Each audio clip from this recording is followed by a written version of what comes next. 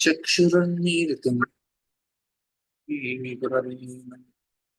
नमो विष्णुपादाय कृष्णपृष्ठाय भूतले श्रीमते भक्तिवेदान्तस्वामीति नामिने नमस्ते सरस्वती देवे गौरवाणी प्रचारिणि निर्विशेषशून्यवादी पाश्चात्यदेशधारिणि जय श्री कृष्ण चैतन्य प्रभु नित्यानंद अद्वैत गदाधर श्रीवासदि गौरभक्तवृंद हरे कृष्ण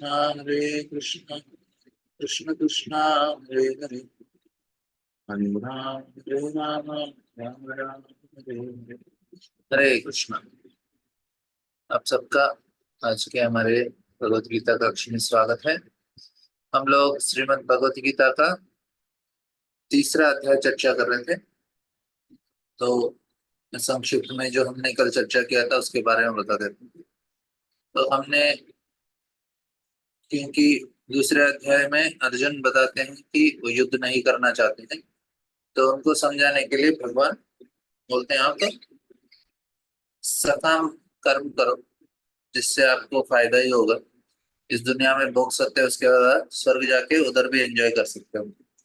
अर्जुन ने बोला नहीं नहीं नहीं, हमसे ये नहीं होगा। तो भगवान बोले ठीक है, फिर आप निष्काम कर्म करो। तो बोलते हैं 38 से निष्काम कर्म योग बताते हैं। पहले उसका गुणगान करते हैं, जो निष्काम कर्म योग में होने वाले हैं उनका क्या क्या फायदा होगा। फिर उसके बाद वे बताते हैं कि निष्काम कर्म योग तो मुझको बाधा कौन होता है, ज्यादा एडवर्टाइजमेंट होता है, इसलिए आप वेदों में भी इधर उधर, इसलिए आप वेद को अच्छे से उसका सार समझो।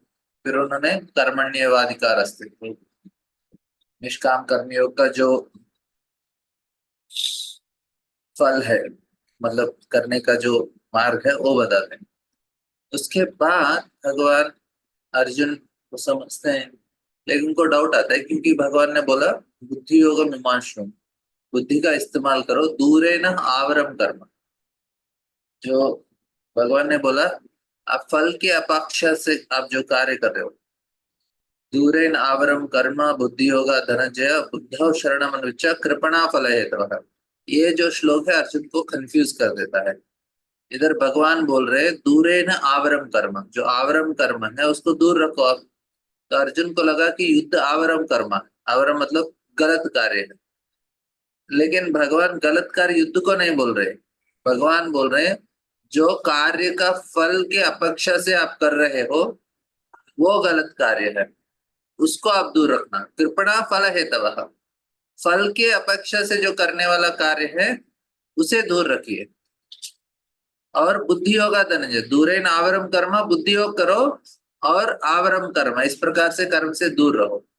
तो अर्जुन को लगा कि युद्ध करना आवरम कर्म है, इसलिए मुझे बुद्धि योग करना चाहिए, तो मैं संन्यास ले लूंगा बुद्धि योग मतलब। तो इसलिए अर्जुन तीसरे अध्याय का पहला श्लोक में पूछते हैं भगवान मुझे ना आप एक ही चीज बताइए, दो दो वामिश्रेणी वाक्य ना बुद्धि मोह से भी। आप इस प्रकार से बात कर रहे हो कि मैं तो मोहित हो जा रहा हूँ, मुझे समझ में नहीं आ रहा है। तो आप मुझे एक ही चीज तदेकम वद निश्चित्य, एक चीज मुझे बता दीजिए। और तीसरा अध्याय का पहला और दूसरा श्लोक में मेरा श्रेय के लिए एक निश्चित रूप से बताइए। तो भगवान दूसरे अध्याय का तीसरे श्लोक में बोलते हैं कि इस दुनिया में दो प्रकार के श्रद्धा होते हैं लोगों के अंदर, ज्ञान योगेन सांख्यायम कर्म योगेन योगिना। तो बोले दो प्रकार का श्रद्धा के लोग। तो मैंने बताया आपको तीन तरह के लोग रहते हैं। एक होता है किसी नियम का पालन नहीं करता, जानवर की तरह जीते। दूसरे लोग होते हैं जो नियमों का पालन करते हैं लेकिन अपने बनाए हुए नियमों का पालन करते हैं, जो शास्त्र का नहीं, वो भी इधर बहुत अच्छी तरह से भोगने का प्रयास करते। और तीसरा और एक व्यक्ति है जो नियमों का पालन करता है लेकिन वो शास्त्रों के नियमों का पालन करता है, और उसका भी एकमात्र उद्देश्य है कि किस प्रकार से इस भौतिक दुनिया में मुझे भोगना चाहिए। हो गया। तो ये तीनों आते हैं इस भौतिक दुनिया में अपने आप को सेटल करने वाले। लेकिन उसके बाद और एक नेक्स्ट लेवल में आते हैं, वे लोग मुक्ति की कामना करते हैं। भगवत धाम जाने की कामना करते हैं, वे लोग क्या करते हैं, निष्काम कर्म योग करते हैं। लोग सकाम नहीं करते, इसलिए बुद्धि योग करते हैं। इधर बुद्धि योग मतलब निष्काम कर्म योग। तो भगवान ने बताया ठीक है, आप लोकेस्मिन् द्विविधा रिष्टा पुरा प्रोक्ता मया नघ ज्ञान योगेन सांख्यायाम कर्म योगेन योगिना। आप इस प्रकार से ज्ञान योग कर्म योग करो। तो अभी अर्जुन बोलेंगे, तो उसके बाद भगवान और अच्छा आगे का श्लोक में और बताते हैं कि कौन योग्य है कर्म योग और ज्ञान योग करने के लिए। तो हमने इसका भी चर्चा किया, क्योंकि अभी भगवान कर्म योग और ज्ञान योग बताने से ज्यादा वो क्या नहीं है और कैसे कैसे कौन इसके लिए योग्य है कौन योग्य नहीं है, इन चीजों के ऊपर ध्यान ज्यादा देते हैं भगवान। उसका जो कर्मयोग का बताने का तो भगवान एक दो श्लोक में बताते हैं कर्मयोग क्या है, लेकिन भगवान उससे ज्यादा क्या कर्मयोग, कौन योग्य है उसके लिए, किसका योग्यता नहीं है, और कौन ज्ञान योग के लिए योग्य है और कौन योग्य नहीं है, ये चीज बता रहे हैं। फिर उसके बाद भगवान कर्मयोग क्या है वो बताते हैं। तो इधर लोकेस्मिन् द्विधा निष्ठा पुरा प्रोक्ता मया नघ ज्ञान योगेन सांख्या कर्म योगेन योगिनो। तो इधर दो प्रकार के लोग भगवान ने इधर साफ साफ बताया, ज्ञान योगी होते हैं एक और कर्म योगी होते हैं। अर्जुन जिस के बारे में जो सोच रहे थे युद्ध करना, फल की अपेक्षा के लिए करना है, वो कर्म सकाम कर्म होता है। कर्मयोग मतलब निष्काम कर्मयोग। कर्मयोग मतलब क्या है, निष्काम कर्म करने से वो कर्मयोग होता है। सकाम कर्म करने से कर्मयोग नहीं होता है। लोग बोलते हैं ना हम लोग कर्मयोग करते हैं, कर्मयोग नहीं कर रहे हो, क्योंकि आप फल की अपेक्षा के लिए कर रहे हो, तो वो तो सकाम हो गया। सकाम को कर्मयोग नहीं बोल सकते, निष्काम को ही कर्मयोग बोलते हैं। योग मतलब आपको इस दुनिया से बाहर लेके जा रहा है, मुक्ति प्रदान कर रहा है। तो उसके बाद हमने देखा कि न कर्मणा मनारंभम नैष्कर्म्यम पुरुषनते न च संन्यास नैव सिद्धिं समधिगच्छति। तो हमने देखा कि क्या योग्यता है, तो हमने इसका चर्चा किया। जिस व्यक्ति के अंदर कार्यते ही आवश्यक कर्म, हम सारे लोग इस कर्म बंधन से मतलब कर्म वासना से बंधे हुए हैं। कर्म वासना से छुटकारा जिस व्यक्ति ने प्राप्त किया वही संन्यास ग्रहण कर सकते हैं। संन्यास लेने के लिए योग्यता क्या होना चाहिए, सारे इच्छाओं से व्यक्ति मुक्त होना चाहिए, तब जाके वो संन्यास ग्रहण कर सकते हैं। नहीं तो कार्यते ही आवश्यक कर्म, नहीं तो ये जो इच्छाएं हैं, जो कर्म वासना है, वो हमें कार्य करने में प्रेरित करता है, जबरदस्ती हमको कराता है कार्य। खाते हैं सोते हैं अलग अलग चीज करते हैं, ये कौन सा हमारी इच्छा है हमें इस चीजों को करा रही है। लेकिन जिस व्यक्ति ने इच्छाओं को जला दिया, तो उस व्यक्ति के लिए कुछ चिंता की जरूरत नहीं है, वो आराम से चल रहा है उसका जीवन। तो इधर इसलिए भगवान बोल रहे हैं कार्यति आवश्यक कर्म सर्व प्रकृति, इसलिए आप आपका कार्य आप उसको छोड़ नहीं सकते। तो कर्मेंद्रियानि संयम्य यस्य मनसा स्मरण इंद्रियार्थन, लेकिन आप बोलेंगे मैं जबरदस्ती संन्यास ले लूंगा, मैं कार्य नहीं करूंगा, लेकिन आपका मन तो इंद्रियार्थन विमूढ़ात्मा, उसका मन और इंद्रियां तो फिर इंद्रिय वस्तु में लगे हैं। उस व्यक्ति को क्या बताया भगवान ने, मिथ्याचार बताया। फिर आगे के श्लोक में बताते हैं स्त्रियानि मनसा नियम। लेकिन जो व्यक्ति नियमों के साथ कर्मयोग कर रहा है वो सन्यासी से श्रेष्ठ है। क्यों श्रेष्ठ है, क्योंकि वो सन्यासी मिथ्याचारी है। लेकिन जो सन्यास पूरा इच्छाओं को उसने जला दिया फिर जाके सन्यास लेगा, वो श्रेष्ठ है। लेकिन इसका इच्छा नहीं गया और वो ऐसे ही जाके जबरदस्ती सन्यास ले लिया, तो उसको मिथ्याचारी बोलते हैं। तो मिथ्याचारी के आगे इस प्रकार का जो कर्मयोगी है, जो नियमों के साथ अपना कार्य कर रहा है, वो श्रेष्ठ है। लोग बोलते हैं ना, अरे ये तो सन्यास ले लिया, हम तो अपना जिम्मेदारी से अपना कर्म योग कर रहे हैं, तो सन्यासी से तो हम ही बेटर है। सन्यासी से कब बेटर हो गए, जब आपके जो सारे सन्यासी से नहीं, जो ढोंगी सन्यासी से उनके साथ तुलना में आप बैठ रहे हैं, नहीं तो सन्यासी के साथ नहीं है। क्योंकि सन्यासी ने अपने सारे जो कर्म वासना है उनको जला दिया है, तो वो श्रेष्ठ है ही। कौन लोग बोलते हैं कि अरे ये तो संन्यास ले लिया लेकिन हम तो गृहस्थ धर्म का पालन कर रहे हैं, हम उनसे श्रेष्ठ हैं। नहीं नहीं नहीं, वैसे श्रेष्ठ श्रेष्ठ कौन श्रेष्ठ है? जिसका कर्म वासना जल गया वो श्रेष्ठ है। नित्यम कुरु कर्मत्वम कर्मजा है या कर्मणा, शरीर यात्रा पिछले न प्रसिद्धि कर्मणा। आपको आपका शरीर भी पालन पोषण नहीं कर पाएंगे, कर्म नहीं करेंगे तो, इस प्रकार से भगवान बोलते हैं। अभी इधर से ये आगे आपको भगवान योग्यता बताया भगवान ने अभी तक। वो 7वें श्लोक 8वें श्लोक तक भगवान ने योग्यता बताया, कौन योग्य है कर्म करने के लिए, कर्म योग करने के लिए कौन योग्य है ज्ञान योग करने के लिए। कर्म योग का योग्यता क्या होना चाहिए? जिस व्यक्ति को मुक्ति प्राप्त करने का इच्छा है, जिस व्यक्ति को इस भौतिक संसार के सुख से उसे कुछ लेना देना नहीं है, उसको इस छुटकारा प्राप्त करना है। मतलब हालांकि उसके अंदर इच्छाएं हैं, अभी मुझे भी इच्छा है कि मैं आइसक्रीम खाऊं, नहीं तो इधर जाऊं उधर जाऊं, लेकिन मुझे पता है कि ये सही नहीं है। मेरा सही इच्छा क्या है कि मैं भगवत धाम जाऊं, नहीं तो मुक्ति प्राप्त करूं। तो वो व्यक्ति योग्य हो जाते हैं कर्मयोग करने के लिए। और जिन्होंने सारे इच्छाओं को जला दिया, कर्म वासनाओं को, वो होता है योग्य ज्ञान योग के लिए। तो इस प्रकार से कभी भगवान उसका कर्मयोग कैसे करने का, तो ये और एक आपको याद है दूसरे अध्याय में कर्मयोग के बताते हुए भगवान ने क्या बोला? कर्मण्येवाधिकारस्ते माँ फलेषु कदाचन माँ कर्म फल हेतुर्भुर माते संगोस्तु। इधर भगवान नेक्स्ट स्टेप बता रहे, अरे कर्मयोग करना है ना, अपने कार्य यज्ञ के रूप में करो। यज्ञार्थ कर्मणो अन्यत्र लोको, यज्ञ के रूप में नहीं करोगे तो कर्म बंधन में फंस जाओगे। मतलब क्या होता है कि देखिए, हमें कर्मयोग करने से क्या होना चाहिए? हमारे जो इच्छाएं हैं उनसे हमको छुटकारा चाहिए। अभी क- हमारे इच्छाओं से छुटकारा प्राप्त हो जाएगा तो क्या होगा? हम संन्यास ग्रहण कर सकते। अभी लगभग प्रश्न पूछ सकते ना, अरे कर्मयोग तो आप इच्छाओं को पूरा करने के लिए कर रहे हैं ना, मतलब थोड़ा बहुत तो अभी जिसको आप बोल रहे हैं कि ये व्यक्ति को शादी करने का इच्छा है, तो आप बोल रहे कर्मयोग के अनुसार उसको शादी करना ही है। तो सकाम कर्म में क्या होता है? शादी करेगा एंजॉय करने के लिए। लेकिन निष्काम कर्म में जो व्यक्ति जो कर्म योग में जो शादी कर रहा है, उसको अपना जीवन यज्ञ के रूप में जीना चाहिए, तब जाके उसको कर्म नहीं मिलेगा फिर आगे जाके।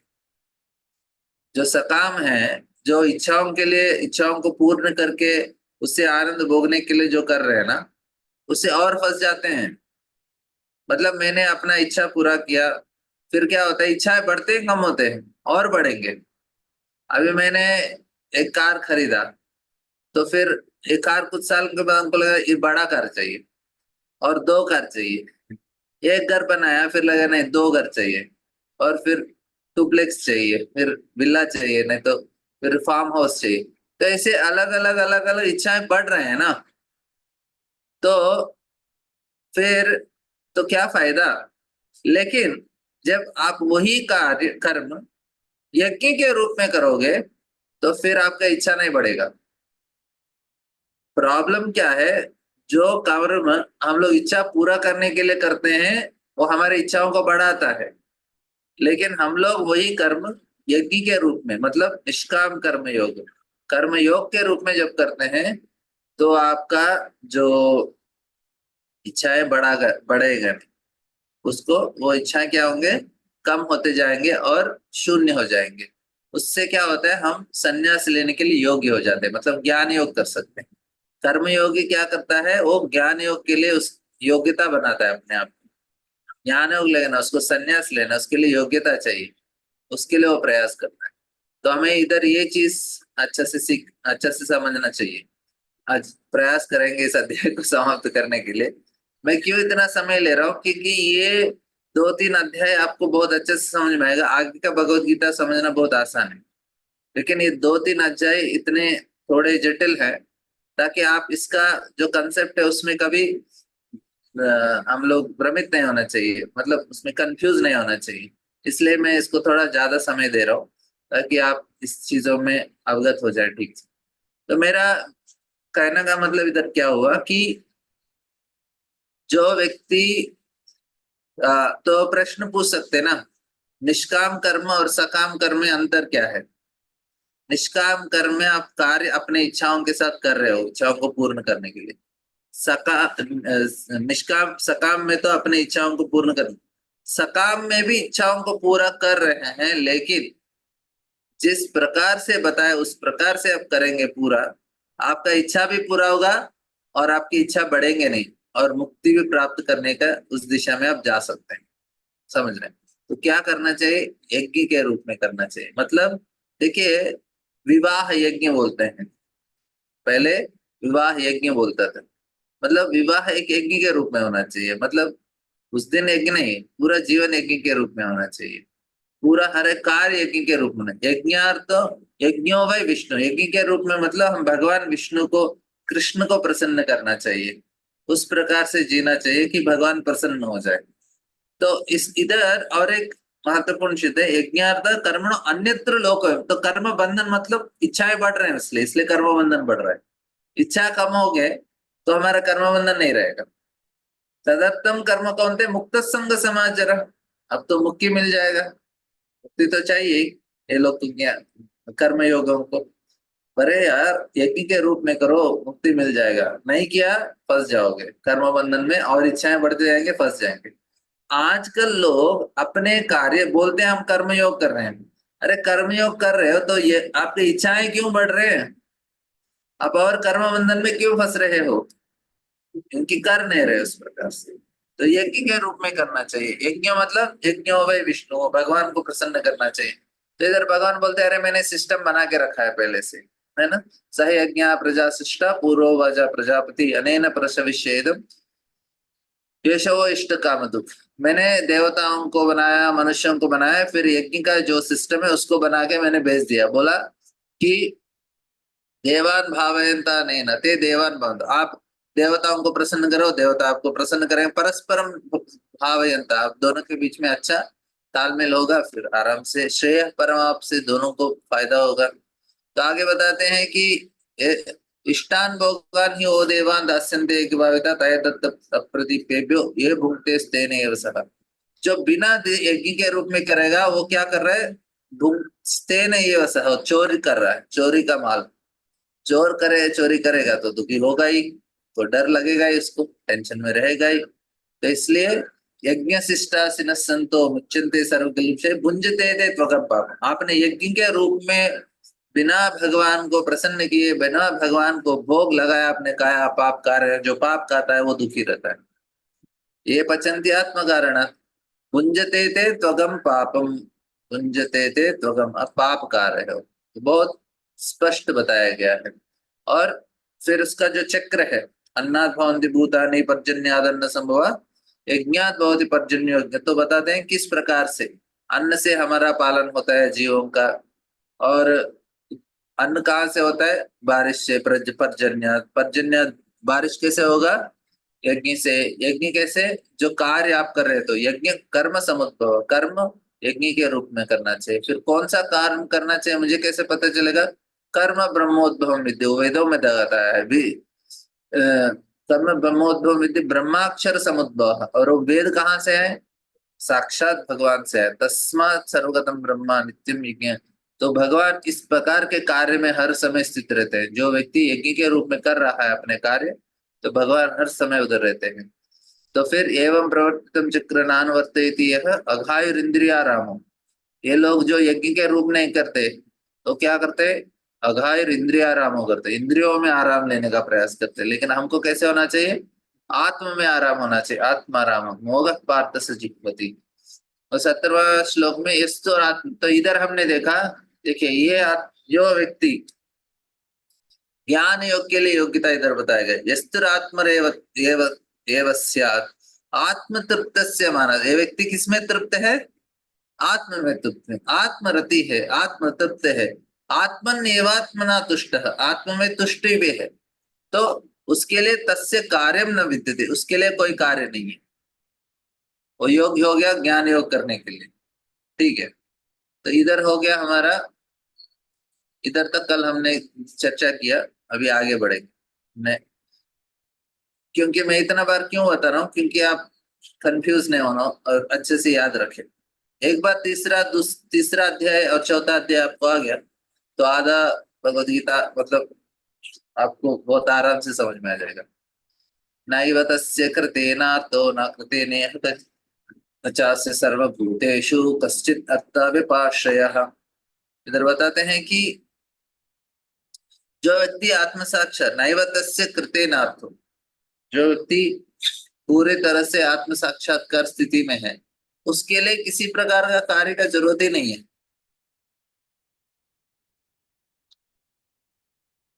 जो नैव ए न एव अर्थ, उसके लिए कुछ जरूरत नहीं।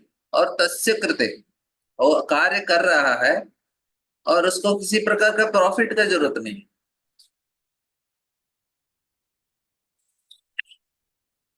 कश्चित अर्थ विपाश्रय, तो फिर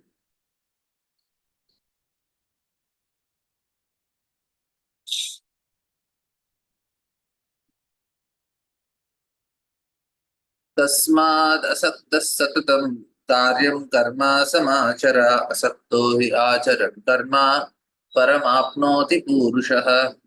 इधर बताते हैं वो व्यक्ति जो पहले बताया कि उसको कुछ कार्य करने की क्योंकि उसको इच्छा ही नहीं है ना। अभी जिसने सन्यास लिया उसका कुछ इच्छा ही नहीं है। हमारे अंदर इच्छा है इसलिए हम सन्यास नहीं ले पा रहे। जिस व्यक्ति को इच्छा नहीं है वो सन्यास ले सकता है और उसी में आनंद रहेगा। तो इधर आगे बताते हैं कि इस श्लोक में अर्जुन तस्मात मतलब इसलिए आप हर समय अपने कार्य करते रहो। तस्मात किस प्रकार से, असक्त से सत्तम, असक्ति के साथ, बिना आसक्ति के साथ कार्यम कर्म समाज कार्य, असक्तो ही आचरण कर्म, इस प्रकार से आप कार्य करेंगे। परम आपनोति पुरुषम, परम आपनोति मतलब आपको मुक्ति मिल जाएगा। अब तो अर्जुन को ये बता, अर्जुन बोले अरे भगवान आप बोल रहे कर्म करने से फंस जाओगे तो मैं क्यों करूं। तो भगवान बोले नहीं नहीं नहीं, आप इस तरह से कार्य करो, तस्माद असक्त से सत्यम, बिना आसक्ति का कार्य करो। तो भगवान बोले अरे कार्य करेंगे तो आसक्ति तो होगा ही ना, बिना आसक्ति का कार्य कैसे होगा। प्रश्न, अभी मैंने घर बनाया, ये तो मैंने कुछ अच्छा से कुछ काम किया, कुछ पकवान बनाया घर में, तो अभी बनाने के बाद एटलीस्ट थोड़ा तो आसक्ति होगा, देखेंगे कैसा है। घर बनाया तो हमको लगा मेरा घर है, रहना है मुझे, आसक्ति को कैसे छोड़ेंगे। तो भगवान बोल रहे नहीं, इस प्रकार से ही करना। तो इधर ना बहुत इंपॉर्टेंट फॉर्मूला अभी समझने का प्रयास कीजिए कर्मयोग में। ये एक विषय समझेगा तो आपको आराम से बहुत समझ जाए। देखिए वर्णाश्रम धर्म में क्या होता है, भगवान भी आगे बताते हैं अपना धर्म को। उसमें क्या होता है कि एक व्यक्ति को बताया जाता है कि आप अपने स्वभाव के अनुसार कार्य करो। अभी कोई व्यक्ति है वो ब्राह्मण का स्वभाव में है, उसको कैसे कार्य करना चाहिए, ब्राह्मण की तरह कार्य करना चाहिए, ब्राह्मणों का कार्य, यजन याजन पठन पाठन। अभी मैं मेरे अंदर थोड़े ब्राह्मण के गुण हैं देखिए, तो फिर मुझे क्या करना चाहिए, उसी प्रकार कार्य करना चाहिए। किसी के क्षत्रिय है तो क्षत्रिय का कार्य करना चाहिए। तो उससे फायदा क्या होता है, अभी उदाहरण के लिए अभी मैं क्लास दे रहा हूँ, मुझे ना क्लास देना और किसी को जो चीज मैंने सीखा है उनको दूसरों को सिखाना मुझे अच्छा लगता है।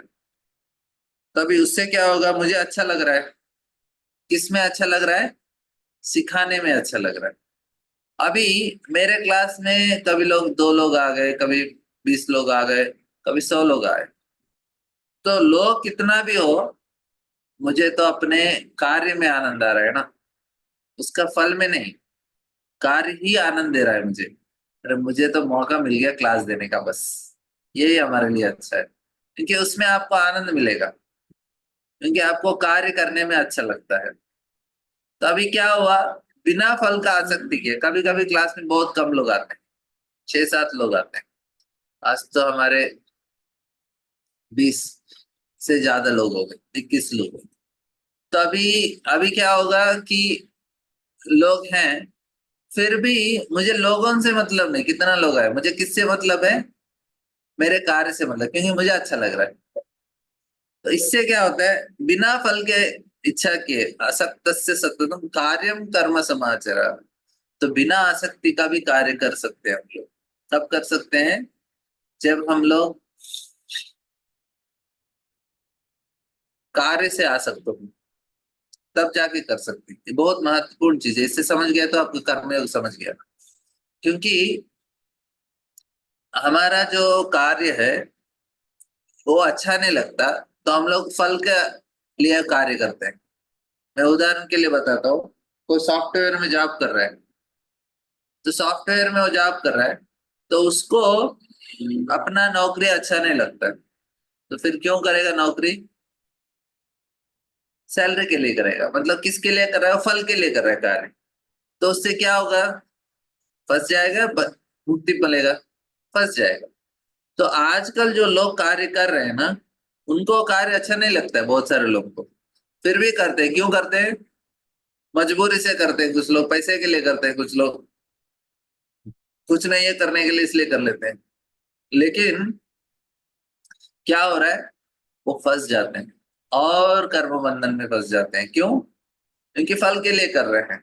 मैं करूंगा तो मुझे उसका रिजल्ट चाहिए, कुछ ना कुछ तो रिजल्ट चाहिए। तो ये बहुत बड़ा समस्या है। इसलिए भगवद गीता इधर कृष्ण बोल रहे हैं, इसलिए अर्जुन आप अपना धर्म करो। आपको जो चीज के लिए आपको बनाया गया है, जो चीज आपको अच्छा लगता है, वो चीज आपको करना चाहिए। तो इधर आगे का श्लोक में भगवान उसको समझाते हैं कि ये आगे का श्लोक में आएगा, उस समय और विस्तार से समझाऊंगा मैं। लेकिन एक चीज याद रख लीजिए कि आपको जो कार्य आपको अच्छा लगता है ना, उसी के अनुसार आप करेंगे, बिना फल का कर सकते हैं। मतलब जिस व्यक्ति का स्वभाव वैश्य है, उसको बिजनेस दे दो, बिजनेस में उसको ठीक से नहीं हो रहा है, फिर भी वो प्रयास करेगा और बिजनेस में उसको आनंद मिलेगा। उसको नौकरी दे के तनख्वाह में काम कराएंगे, उससे जमेगा नहीं, बोले नहीं मुझे बिजनेस चाहिए। कुछ लोग होते हैं कहीं भी जाओ मैनेजर लीडर बन जाते हैं, क्षेत्रीय का गुण रहता है। किसी को कहीं भी रखो टीचर बन जाए, मतलब उपदेश दे, मतलब ट्रेनिंग देते रहते हैं। उनके अंदर किस प्रकार के गुण हैं, ब्राह्मणों के गुण हैं। तो इसलिए पुराने जमाने में आपको आपका जो कार्य है आपके गुणों के अनुसार दिया जाता था। इसके अंदर ब्राह्मण के गुण है, वो ब्राह्मण का कार्य करता रहेगा। उस समय ऐसा कंपटीशन नहीं होता था ज्यादा, इसने इतना कमाया, इसने इतना कमाया, इसका घर इतना बड़ा, इसका घर, ये ज्यादा कंपटीशन नहीं होता। जिसको जो है उसी में वो संतुष्ट है जीवन पर। तो उसके वजह से क्या होता है, लोगों के मन बहुत शांत हो जाता है, और साथ ही साथ बिना आसक्ति का काम कर सकते हैं। समझ रहे हैं आप, बिना आसक्ति का फल का अपेक्षा किए उससे कार्य कर सकते हैं। तो ये जो चीज है, हमें इसे समझने का बहुत बहुत जरूरी है।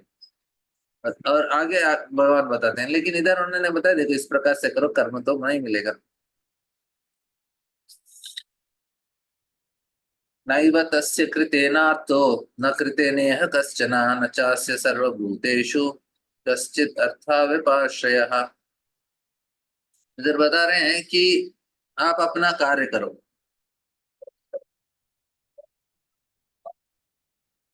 अ, इसलिए आप हर समय अपना कार्य करो, नैव।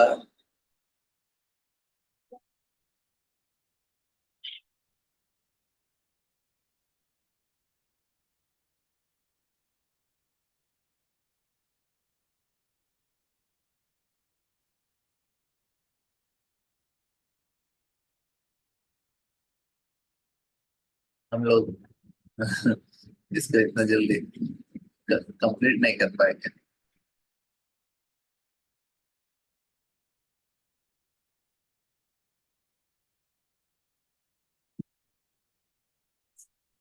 हाँ, ये हमारा श्लोक।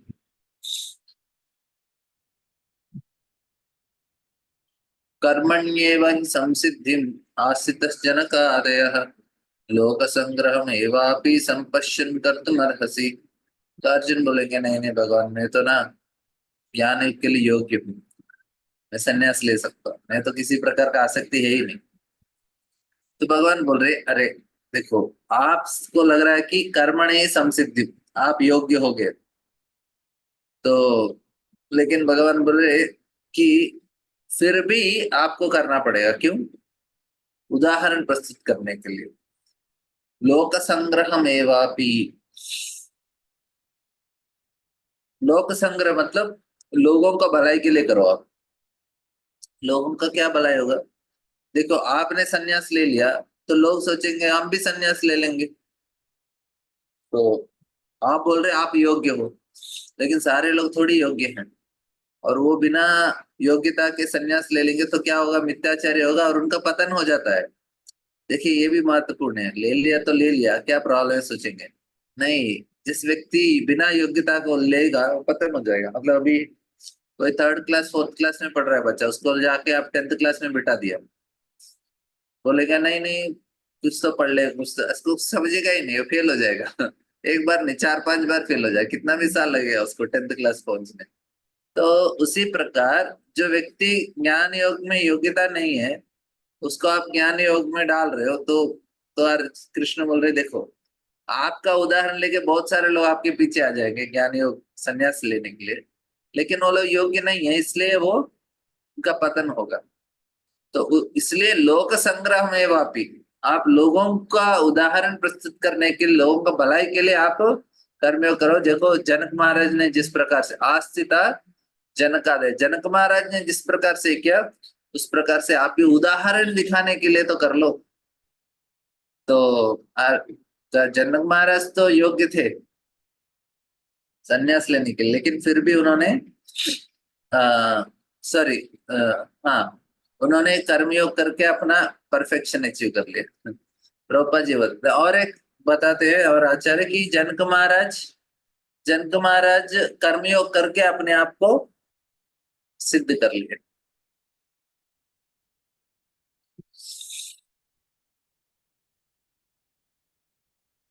21वां श्लोक बोलते हैं यदि यद आचरति श्रेष्ठ तत्तदेवेतरो जना सयत् प्रमाणं कुरुते लोकस्तदन। उदाहरण देखिए, यदि यद आचरति श्रेष्ठ, जो श्रेष्ठ लोग हैं, जो कार्य करते हैं, सारे लोग कर्म करते हैं। ठीक है, भगवान ने कर्मयोग के बारे में दो तीन श्लोक बोला, लेकिन योग्यता के लिए बहुत टाइम ले रहे हैं भगवान। उसको समझाने के लिए देखो ऐसा मत करो, ये योग्य नहीं है। आप उनके लिए उदाहरण दिखाओ कि आप अच्छे से कर्मयोग कर रहे हो, आपको देख के बाकी लोग भी करेंगे, तो उससे क्या होगा? उनके जो इच्छा है वो घट जाएंगे और उनका भी मुक्ति प्राप्त होगा। इसलिए यदि यद आचर्य श्रेष्ठ, जो श्रेष्ठ लोग हैं जिस प्रकार से करते हैं, तत्त एवेतरो जना, जो अलग बाकी के जन है वे भी उसी को पालन करते हैं। सयत प्रमाणम करते हैं, उन्होंने कौन सा प्रमाण का स्थापना किया? लोकस्त, सारे लोग उसका पालन करने वाले। आठ श्लोक मध्ये नमा नमे अभी तीन श्लोकों में भगवान बोलते हैं मैं भी उस प्रकार से उदाहरण प्रस्तुत करने के लिए मैं भी कार्य करता हूँ। तीन श्लोकों में बताते हैं कि मैं उदाहरण कैसे प्रस्तुत कर रहा हूँ। न मे पार्थ अस्ति कर्तव्यम त्रिषु लोकेषु किंचन नानाप्राप्तमवाप्तव्यम वर्त एव च कर्मणि। न मे पार्थ अस्ति, अर्जुन कौन्तेय अर्जुन, मुझे ना कोई कर्म है ही नहीं करने के लिए। त्रिषु लोक, तीनों लोकों में मुझे कुछ काम ही नहीं। अभी काम करते हैं तो लोगों को कुछ तो फायदा के लिए करते हैं, दूसरा इच्छा पूरा करने के लिए करते हैं, तीसरा कुछ कमी है उसको भरने के लिए करते हैं। लेकिन भगवान को तीनों चीज नहीं है। कुछ कमी है क्या? देखिए मुझे ना छोटा घर है, मतलब मुझे कमी महसूस हो रहा है, इसको बड़ा घर करने के लिए मैं प्रयास करूंगा। तो एक तो प्रयास है, क्योंकि कमी को पूरा करने के लिए हम लोग करते हैं। लड़का क्यों शादी करता है? उसको लगता है लड़की रहेगा तो जीवन बन जाएगा, सोचता है बेचारा। तो इस प्रकार से क्या हो रहा है कि एक कमी को हम लोग उसको भर रहे हैं, लेकिन भगवान को ऐसे कुछ कमी नहीं है। इसलिए तो दूसरा है, हमारी इच्छा भी है, मुझे अभी कुछ अ, अच्छा दिखने के लिए कुछ कॉस्मेटिक खरीदना है, अच्छा, मेकअप मेकअप सेट कर, तो इच्छा है इसलिए कार्य किया मैंने। और तीसरा है कि हम लोग कुछ फायदा चाहते हैं, मेरे लिए अच्छा हो, कुछ ना कुछ ये हो वो हो, मंदिर जाते हैं इधर जाते हैं, तो ये रहता है हमारा कार्य करने का कुछ मोटिवेशन। लेकिन इधर भगवान बोल रहे हैं कि मेरे लिए ना कुछ भी ऐसा कुछ है ही नहीं, न मैं पात्र अस्तित्व, तीनों लोगों में मेरा कुछ कार्य करने के लिए है ही नहीं। तो अच्छा है भगवान का काम, कुछ है ही नहीं करने की, तो जो भी करते हैं वो लीला करते हैं। तो भगवान लीला करते हैं, लेकिन इसमें कुछ लोग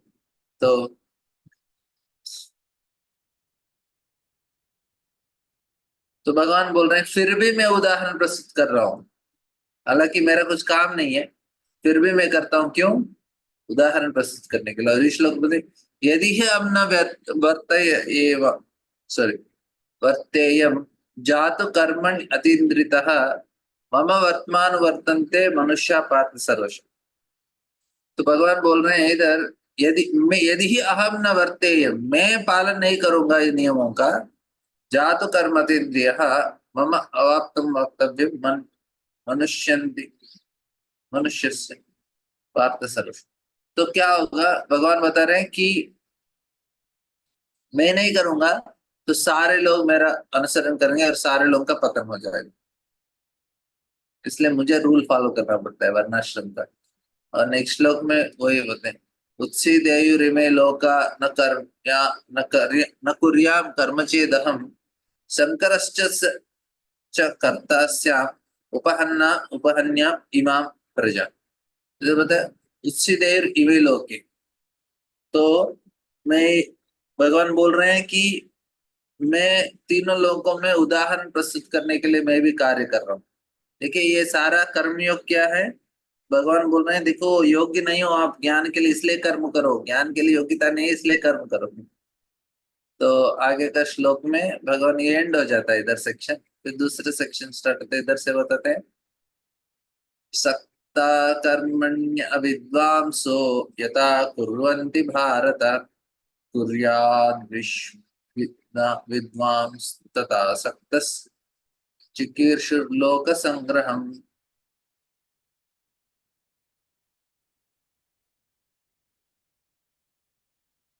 तो इधर बता रहे हैं देखो, सक्ता कर्माण अविद्वांस, जो बुद्धि अविद्वांस मतलब विद्वान नहीं है, बुद्धिहीन है, वो कार्य कर रहे हैं, लेकिन कैसे करते हैं? सक्ता कर्माण्य, बहुत आसक्त होके अपने कार्य करते हैं, यथा कुरुंद, लेकिन कुर्याद विद्वांस तथा सक्तस, लेकिन जो बुद्धिमान व्यक्ति है वो कार्य करेगा बिना कोई आसक्ति के। तो एक आसक्ति से कसरत करे, बिना आसक्ति। चिकीर्ष लोक संग्रहम, तो इस क्यों वो कार्य कर रहे हैं, फिर उनको तो आसक्ति नहीं है। लोक संग्रह, उदाहरण दिखाने के लिए जो करते हैं।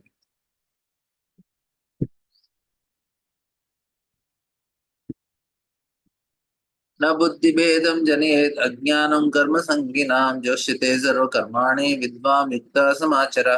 तो इसमें भी वो न बुद्धि भेदम जनित, हम लोग जो व्यक्ति अज्ञानम कर्म संगीन,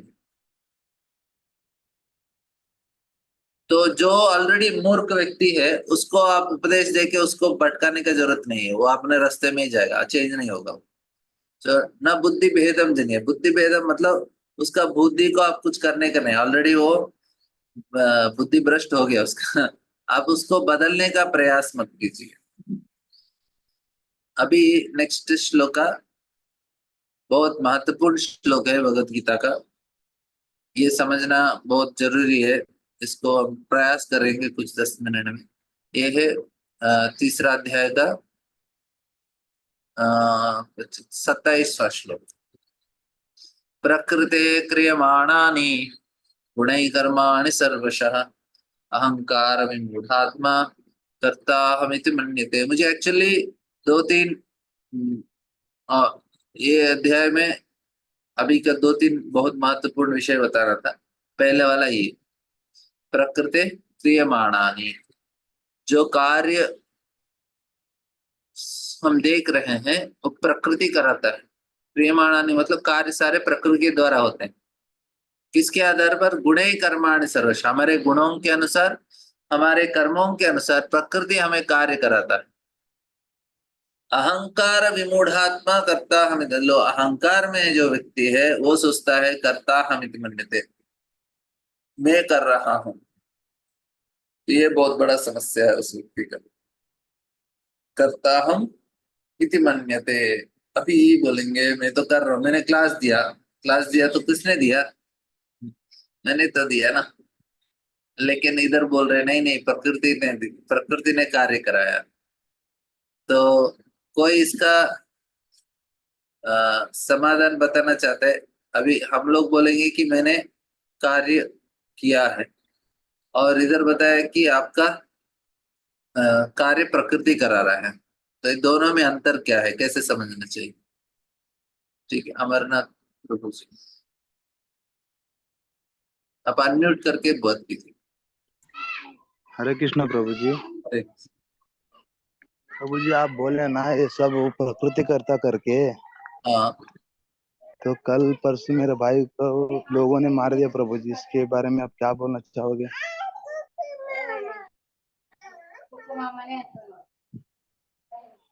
अच्छा, आप बोलते ना हमारे कर्म के ऊपर हमारा सजा मिलता, तो मेरे भाई का मर्डर कर दिया प्रभु जी लोगों ने। तब किया प्रभु? 3 दिन हो गए प्रभु जी बीदर में। हाँ प्रभु। 3 दिन हो गए प्रभु जी बीदर में। ओ, शादी था प्रभु जी अभी थोड़े दिन में।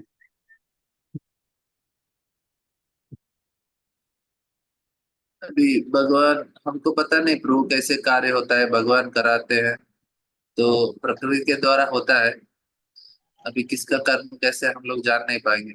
हम ऐसा नहीं बोलेंगे उस ऐसा हुआ, लेकिन हमारे मतलब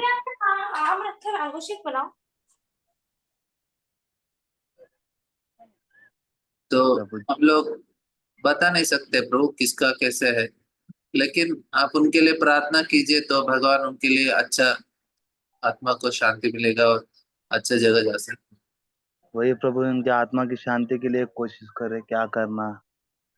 गए तो अभी चले गए, कुछ नहीं कर सकते। प्रभु का था, प्रभु के उनके पास चले गए। आप जप कीजिए उनके लिए, थोड़ा ज्यादा माला कर लीजिए तो उनका आत्मा का शांति मिलेगी। 4-5 दिन हुआ प्रभु जी, अभी माला एक दिन नहीं हो पा रहा अभी हमारा घर में। थोड़ा दिन, थोड़ा दुख लगेगा पर कुछ दिन के बाद फिर आप शुरू कर सकते ठीक है, उनका जो भी अपना पिंडदान वगैरह करने के लिए आपसे बात करने का था प्रभु जी, कुछ हैं। उनका। हाँ करना पड़ेगा। अच्छे मैं ब्राह्मण को मिलेंगे तो बताएं कैसे कैसे करने का, आप कीजिए। ठीक है प्रभु जी, मैं आपसे बात करता प्रभु जी, बात। ठीक है। शिवानी मंत्र। जी प्रभु जी, दंडवत प्रणाम। धन्यवाद। प्रभु जी, जो जो हमारे भाग्य के कर्म होते हैं वो सबका हिसाब प्रकृति ही करती है ना। हम प्रकृति के शरण में अज्ञानता के कारण आए, क्योंकि जो हमारे सब इच्छाएं थी उससे हम प्रकृति के शरण में आए। लेकिन हमारे मन में जो अहंकार होता है, ईर्ष्या होते है, उससे हमारे को लगता है कि नहीं, मैं सब कुछ प्रकृति का अपने भोग के लिए कर सकते करके, ये उसका अज्ञानता होता है। ठीक है ना प्रभु जी? हाँ सही है, और मैं और समझाऊंगा इसको। और कोई बताना चाहते हैं? जी प्रभु जी।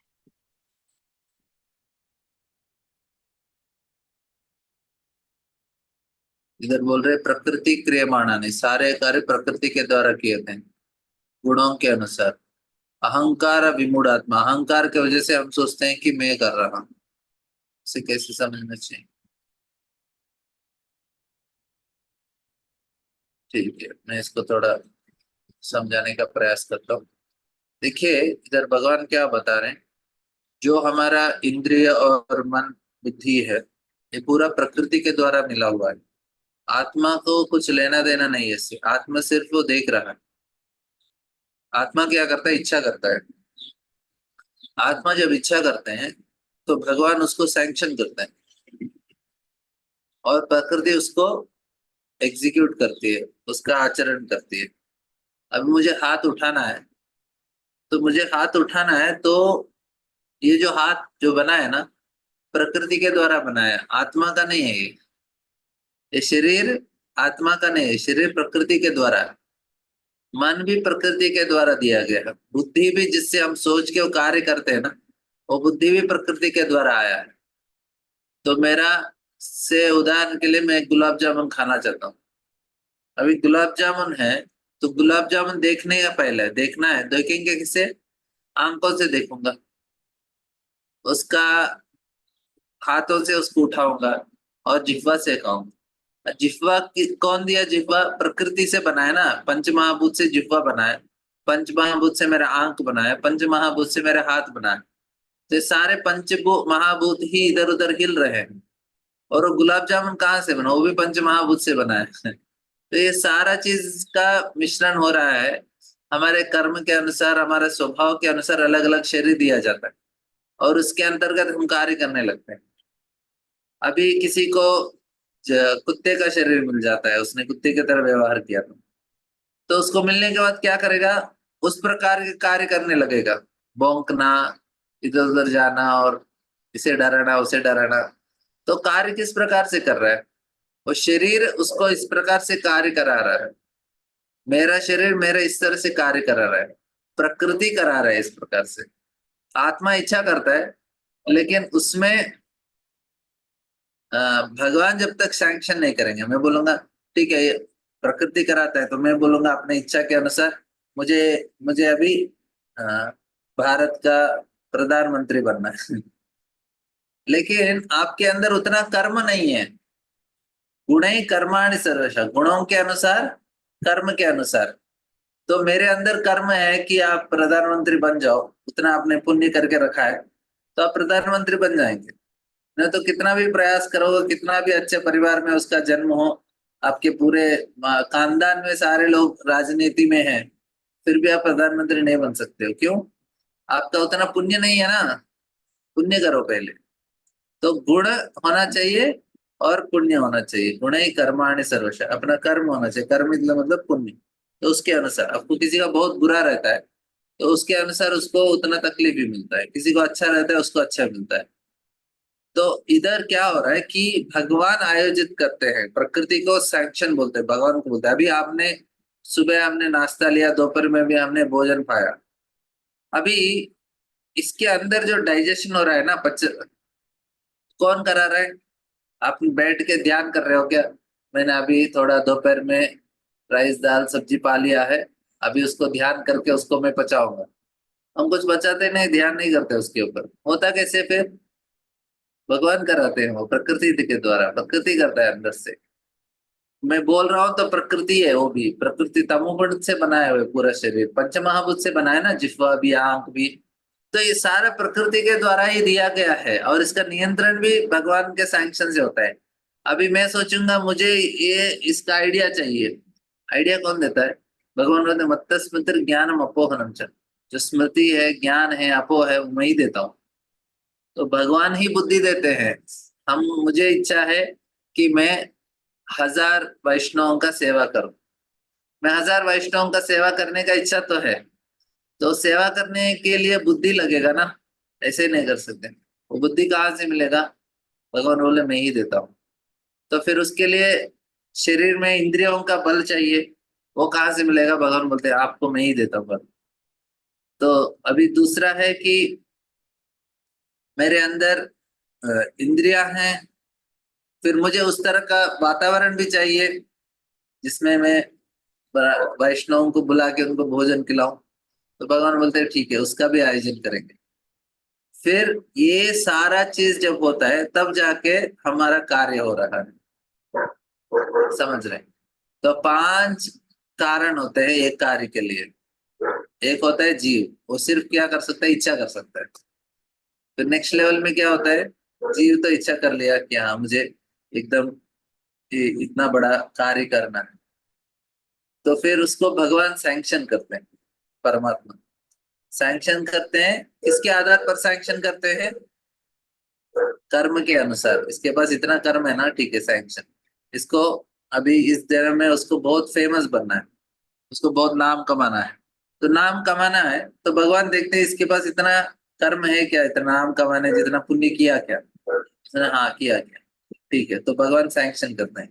तो उसके बाद हमको उस प्रकार का इंद्रिय मिलेगा। अच्छा गाना चाहिए, अच्छा नाचना, खुशी में भी उसको अच्छा फेमस बनना है, तो उसके तरह से उसको इंद्रिया मिलेंगे, अच्छा गाने का, अच्छा खेलने का, अच्छा बोलने का, कुछ ना कुछ।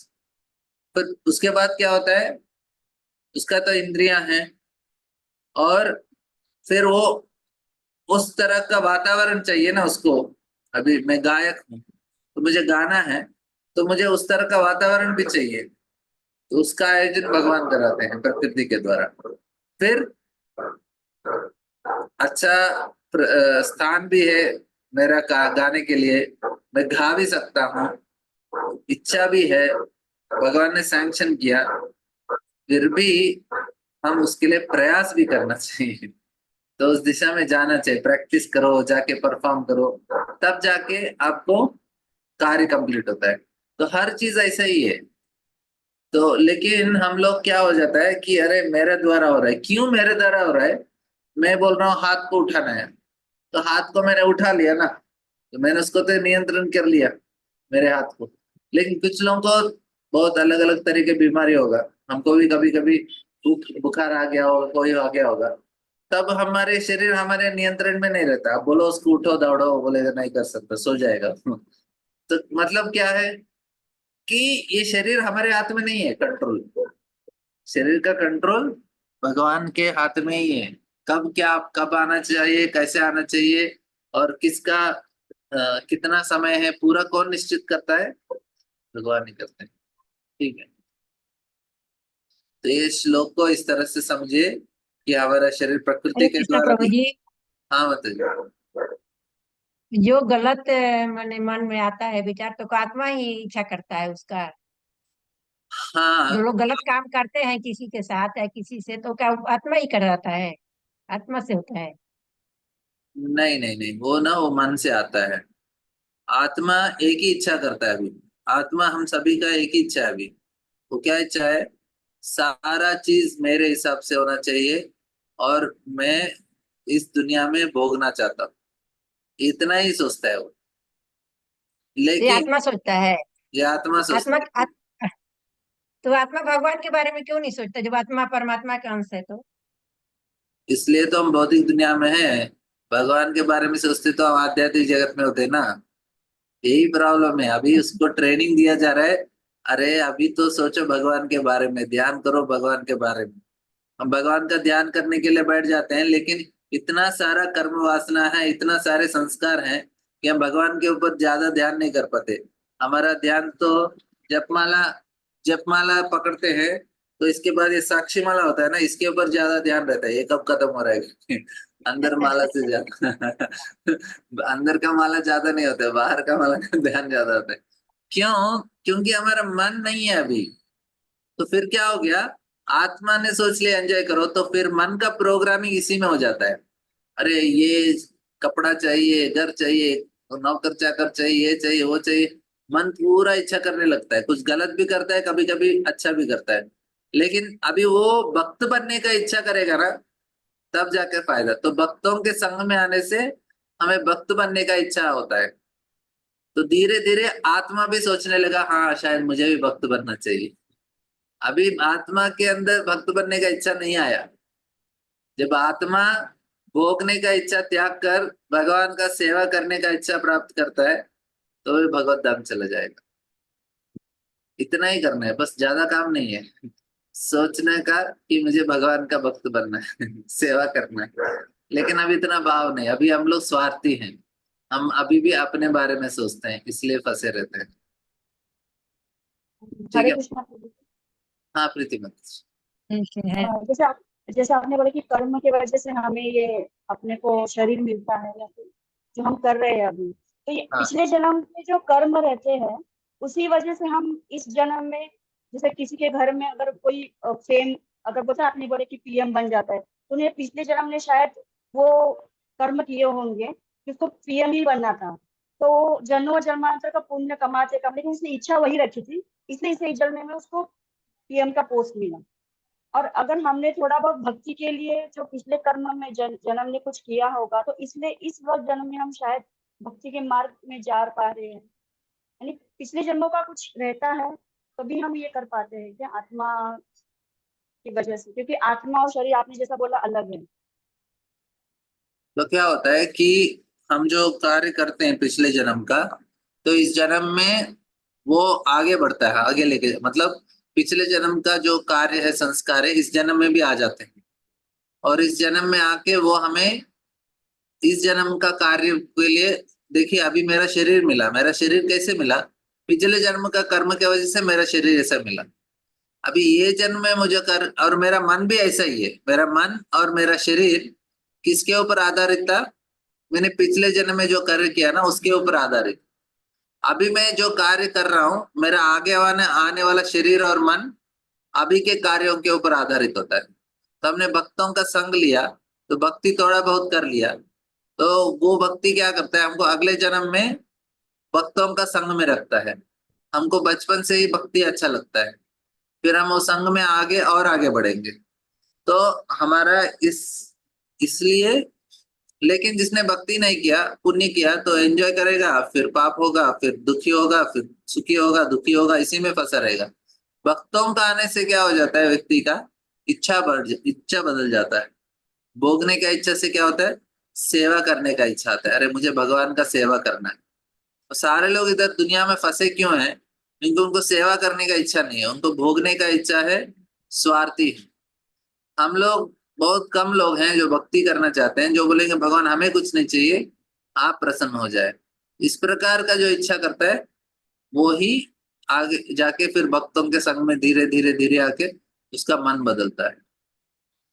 अभी हमारा जो शरीर है, हमारा जो परिस्थिति है, माता पिता है, सारे हमारे कर्म के फल है, कोई उसका जिम्मेदार नहीं, खुद हम जिम्मेदार। आत्मा ने गलत इच्छा किया इसलिए फंस गया। अभी हम लोग आत्मा को तो बदलने, आत्मा का इच्छा को तुरंत बदलेगा नहीं, तो हम लोग किससे बदलते हैं, हम बदलते हैं अभी अपने मन की इच्छाओं को, बुद्धि के द्वारा मन की इच्छाओं को बदल रहे हैं, और धीरे धीरे आत्मा के अंदर भी वो इच्छा आएगा कि मैं एंजॉय कर, मतलब मुझे सेवा करना चाहिए।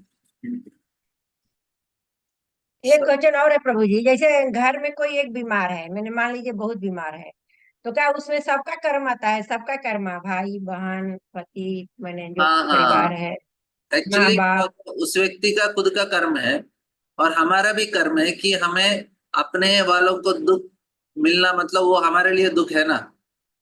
हमारे हाँ, बहुत हमारे दुख है। रिश्ते घर में किसी को बीमारी है, तो उससे जो दुख मिलता है वो मेरा कर्म है, उसका व्यक्ति का कर्म हाँ, नहीं है। मेरा ही कर्म है कि मुझे दुख मिल रहा है, कि मेरे अपने वालों को इतना तकलीफ हुआ, मतलब वो मेरा कर्म है। उस व्यक्ति का बीमार होना उनका कर्म अलग है, और दुखी होना मेरा कर्म है। उसके वजह से मुझे दुख आना वो मेरा कर्म है, उसका व्यक्ति का नहीं है। आप समझ रहे हैं, मतलब आपका कर्म के अनुसार आपके जीवन में कोई आपके बहुत करीब व्यक्ति को बीमारी होने वाला है, वो आपका कर्म है। वो आपके कर्म समझ के रहे। अनुसार आपके करीब व्यक्ति का बीमारी होना चाहिए। अभी उन व्यक्ति को जो आया उसका कर्म अलग है, वो अपने कर्मों के अनुसार वो कर रहे हैं। समझ रहे हैं, जब मैं दुखी हूँ तो मैं अपने कर्म से उसको लेकर, यही बात हम लोग ना। किसी को इसलिए जिम्मेदार नहीं बोल सकते, अरे आपके वजह से मुझे दुखी हो रहा है, अरे मेरे वजह से नहीं थोड़ी नहीं, होता है। उसको मैं आपका अपने से कर्म खुद दुखी हूँ। है कि आपको ऐसे घर में एक व्यक्ति मिले इसलिए आप दुखी हैं। आपको किसी को हाँ, दोष नहीं रख सकते, अरे मेरे घर वाले बीमार है इसलिए मुझे दुखी हो रहा है।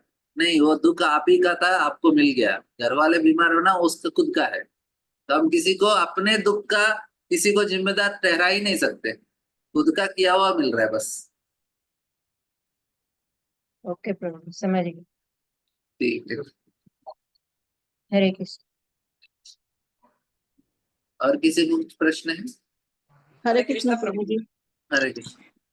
पूछिए माता प्रभु जी। जी, प्रभु जी, मैं ये पूछ रही हूँ कि मतलब जो भी कर्म होता है, किसी भी पिछले जन्म के कर्म का फल किसी भी जन्म में इंसान को मिलता है, वो जानता तक नहीं है कि किस कर्म का फल मतलब हमें ये मिल रहा है। तो ऐसा क्यों मतलब नियम भगवान बनाया है, जिस जन्म का कर्म है उसी में क्यों नहीं फल मिल जाता है? क्योंकि हम इतना सारा करते हैं कि एक जन्म में उसका हो ही नहीं सकता, मतलब इतना भी कैपेसिटी होना चाहिए ना जीव का। अच्छा एक मतलब जन्म में उसने इतना सारा करके रखा है कि वो कम ही नहीं कंप्लीट नहीं हो जाएगा एक जन्म में। उसको इतना सारा जन्म लेना पड़ेगा उसको भुगतने के लिए और इससे तो उसका इससे तो परिणाम मिलेगा। इंसान को याद भी नहीं रहता प्रभु जी की मतलब किस कर्म का है, इसलिए तो ज्यादा दुख होता है लोगों को। इस नहीं जन्म तो नहीं अच्छा कर रहे हैं लेकिन पहले के कर्म का जो फल मिलता है तो वो पता ही नहीं चलता है, लोग को ज्यादा दुख होता है। नहीं नहीं, कैसे है माता जी, भगवान ना हमको अ, भगवान न हमको अ, वो हमको दुखी नहीं करना चाहते, हमारे हृदय को बदलना चाहते हैं। मतलब भगवान को हमें पनिशमेंट देने से आनंद नहीं मिलता है। अभी आपके बच्चे हैं, कोई किसी ने गड़बड़ किया तो बच्चों को माँ दंड दंड देती है। ऐसा नहीं कि माँ को बहुत आनंद मिलता है बच्चों को दंड देने से, अरे रो रहे मस्त रो रहे और मारो, नहीं करेगी। माँ क्यों दंड देती है बच्चों को? ताकि उसको सुधारे और उसके मन के अंदर परिवर्तन दे। तो उसी प्रकार भगवान भी नहीं चाहते कि हम दुखी हों और उस दुख में भगवान आनंद प्राप्त करे, इसके लिए नहीं करते भगवान। भगवान क्या चाहते हैं कि हमें हमारे अंदर परिवर्तन देखना चाहते हैं भगवान। इसलिए इस प्रकार से भगवान चीजों को आयोजित करते हैं कि हमारे हमारे अंदर परिवर्तन देखने के लिए। तो इसलिए हमको याद नहीं कि क्या गड़बड़ किया मैंने, लेकिन कुछ तो गड़बड़ किया इसलिए मुझे पनिशमेंट मिल रहा है, इतना समझ जाना चाहिए। हमको याद नहीं रखना चाहिए कि मैंने इसके लिए पनिशमेंट मिल रहा है, इसके लिए पनिशमेंट। भगवान को ऐसा नहीं चाहिए कि हमको पनिशमेंट मिले। भगवान सिर्फ चाहते देखो आपको दुख मिल रहा है ना, मतलब कुछ तो गड़बड़ किया, अभी मत करो। कुछ तो किया, गड़बड़ मिल रहा है, अभी सीधा रहो। शास्त्र में बताया गया ऐसा किया तो ऐसे मिलेगा, ऐसा किया तो ऐसे मिलेगा, शास्त्र में दिखाया गया। आपको समझ रहा है कि आपने गड़बड़ किया इसलिए मिला, अभी आप अच्छे रहो ताकि आपको आगे जाके कुछ ना कुछ किसी भी तरह का तकलीफ ना हो। तो ये भगवान चाहते हैं। भगवान हमारे हृदय के अंदर परिवर्तन चाहते हैं। भगवान हमें दुखी नहीं देना चाहते हैं। इसलिए हमको, अभी मुझे पता नहीं मैंने क्या गड़बड़ किया, लेकिन अभी मुझे कुछ ना कुछ तो दुख मिल रहा है, तो मैं क्या समझना चाहिए, अरे ये ना कभी गड़बड़ किया, अभी आगे जाके गड़बड़ नहीं करूंगा आगे जाके सीधा रहूंगा तो मुझे कुछ तकलीफ नहीं होगा। समझ रहे हैं? लेकिन जी प्रभु प्रभु जी जी। इतना दुख है कि सहा ना जाए तो फिर क्या करें, ये भी तो है। हाँ, लोग ना इतने सारे जानवरों को काट काट के खा के रह रहे तो इतने इतना जानवरों को दुख काट के रहता खा है कि रहे आदमी सह भी नहीं पाता कि मतलब मैंने हाँ माता जी। डॉक्टर भी कुछ नहीं कर सकता है। कहीं इतना दुख रहता है कि आदमी सह भी नहीं पाता है, मैंने बहुत नहीं लाचार हो माता जी, जाता है भगवान कि ना क्या करें। सहन करने का उस व्यक्ति को शक्ति दे देते हैं। धीरे धीरे भगवान उनको शक्ति देते हैं। भगवान नहीं चाहते कि उस व्यक्ति को इतना दुख हो। भगवान भी थोड़ा दयालु है, वो थोड़ा तकलीफ दे देंगे लेकिन उनको उस दुख से बाहर भी कर देंगे और उनको उतना शक्ति भी दे देते हैं ताकि, और क्या होता है, उस व्यक्ति ने भगवान का शरण लिया तो भगवान क्या करते हैं ना, उनको आगे मतलब बहुत सारे जन्मों का कर्म भी निकाल देते हैं एक ही जगह एक ही साथ में, ताकि उसको आगे जाके आगे का जन्म उनको बहुत अच्छा हो जाता है। तो एक ही साथ उसका इतना कर्म निकल गया, आगे जाकर उच्च। लेकिन अभी क्या करना चाहिए उनको, भगवान का शरण लेना चाहिए। भगवान मुझे पता है, तत्तेनु कंपा समीक्ष मानो भुंजन एवात्मकृतम आत्मकृतम, मैंने किया हुआ फल मुझे मिल रहा है, आप मुझे क्षमा कर दीजिए। तो इस भाव से कोई रहता है तो उसके हृदय के अंदर परिवर्तन आ गया तो भगवान निकाल देते हैं। लोग इतना दुख भोगने के बाद भी भगवान का शरण में नहीं जाते, अपना घमंड को ऐसे ही बनाए रखते हैं। लेकिन जिस व्यक्ति ने अपने घमंड को त्याग दिया, बोले भगवान मुझे बचा लीजिए, मैं और गड़बड़ नहीं करूंगा, मेरे क्षमा कर दीजिए, जिस व्यक्ति ने क्षमा मांगा भगवान उसको तुरंत माफ कर देते हैं। लेकिन लोग मांगते ही नहीं है। अरे इतना तकलीफ हो रहा है आपको, भगवान का नाम क्यों नहीं ले रहे हो, भगवान का शरण क्यों नहीं ले रहे हो, भगवान का जो भगवान ने जो बताया उपदेश उसके अनुसार क्यों नहीं? अभी भी नहीं जाते, उनका घमंड नहीं छूटता है। ये समस्या है। जिस व्यक्ति ने बोला कि भगवान अभी नहीं होगा मेरे से, मुझे बचा लीजिए, तो भगवान तो हर समय उधर तैयार है हमें बचाने के लिए। लेकिन लोग तैयार नहीं है अपने, इतना दुख होने के बाद हम लोग बोलेंगे ठीक है भगवान अभी बहुत हो गया, अभी नहीं, मैं सुधर जाऊंगा। तो आप सुधर, माँ भी ऐसे है, माँ का जो प्रेम से करोड़ों गुना ज्यादा प्रेम भगवान करते हैं, तो कितना जल्दी माफ करेंगे सोच लीजिए भगवान। लेकिन हमें अपना घमंड को त्यागना है बस। तो उससे क्या होता है, हम दुख दुख हमारा जानेगा, दुख में हमारा बाहरी रूप से लगेगा कि व्यक्ति दुखी में है, लेकिन उसका मन बहुत शांत हो जाएगा, उसका मन बहुत शुद्ध हो जाएगा और खुश हो, मतलब वो एक तरह से एक प्रकार का शांति अनुभव कर सकता है मन के अंदर। तो भगवान ये दे सकते हैं उस व्यक्ति को। ठीक है माता थैंक यू। ममता माता जी। प्रभु जी, जैसे कि कोई भी चीज होता है तो गलत हो गया तो आदमी तुरंत उसको दिल पे ले लेता है। तो इतने भक्ति अभी तो हुई नहीं है, लेकिन वो कैसे खत्म होगा? जैसे कोई छोटी बात है या बड़ी बात हो गई, तो लगता है कि हाँ भाई, अरे आप माफ करेंगे तो भगवान भी आपको माफ कर देंगे। हमें नहीं कोई भगवान, हमको लगता है कि भगवान हमें माफ करे, तो हम भी किसी को माफ कर देना चाहिए। तो ये तो अंदर में अहंकार हो गया। जैसे मेरे अंदर ये अहंकार आया कि नहीं नहीं ये गलत है, ये ऐसे क्यों किया। तो ये प्रभु जी इतने होने वाले कैसे अहंकार धीरे धीरे खत्म हो रहा है? गलत है माता जी, लेकिन वो खुद से नहीं हो रहा है ना, सैंक्शन तो भगवान कर ही रहे हैं, तो खुद से कुछ कोई कर नहीं सकता। वो हो रहा है जो भी तो हमसे गलती होती है ना प्रभु जी, जो भी हमसे गलती होती है तो हमारे को माफी मांग लेना चाहिए और माफ भी कर देना चाहिए। उससे हाँ वो, थोड़ा कुछ हमारा दुख लेकिन कम होते हैं। मान लेकिन लीजिए माता जी हमसे गलती नहीं हुई है, लेकिन तभी किसी भी और माफी से मांगना किया है। पड़ता है। नहीं नहीं, मैं वही बता रहा हूँ, तो किसी और ने गलती किया तो दो चीजें उसमें।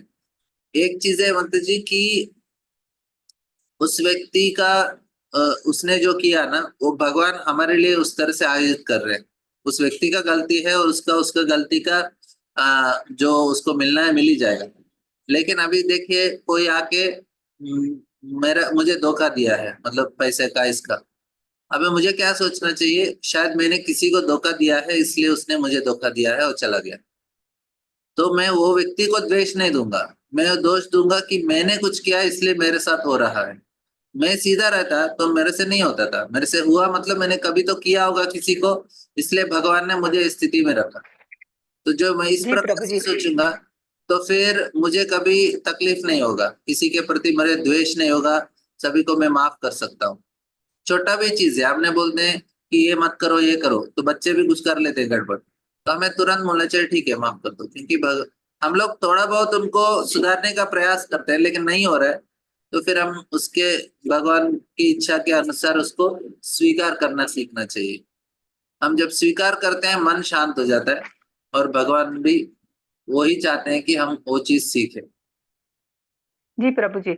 और कभी कभी ऐसा भी होता है ना प्रभु जी कि हमको वो गलतियों को एहसास करने के लिए हमारा कर्म फल भी जानना चाहिए, कि हमारे कर्मों के अनुसार भी हमारे को ये सिचुएशन आ रही है, ऐसा भी है ना प्रभु जी। हाँ सुप्रभा माता जी। इसको इस तरह से भी ले सकते हैं माफ करने के। हाँ एक मिनट, माता जी को प्रश्न। हरे कृष्णा। हरे कृष्णा, दंडवत प्रणाम प्रभु जी। धन्यवाद। प्रभु जी, राधानाथ महाराज का एक कोट याद आता है जिसमें वो बोलते हैं कि सामने वाला जो मतलब अगर वो किसी बीमारी से मतलब जैसे अगर वो द्वेष की बीमारी से अगर वो ग्रसित है, अगर हम भी उसके साथ सेम वही रेसिप्रोकेशन करेंगे तो हम दोनों एक ही डिजीज को मतलब शेयर कर रहे। तो हमें वो चीज भूलना है कि वो अगर हमारे साथ वैसा व्यवहार करे तो हमें नहीं करना है, क्योंकि हमें तो अपना मतलब जो भी है त्रिनाद भी सुनी चैन के मार्ग में जाना है ना प्रभु जी। सही है। प्रभु जी, मेरा एक क्वेश्चन ये था, जैसे भी माता जी लोगों ने उन्होंने एक माता जी ने पूछा कि जैसे कि वो कर्म सहा नहीं जाता है, इतना ये हो जाता है, तो हम कर्म हमारा जो मतलब एक जन्म में नहीं देते, वो अलग अलग जन्म में भगवान क्या है उसकी कैपेसिटी या जो क्या कहते हैं उसकी क्षमता कम ज्यादा करते।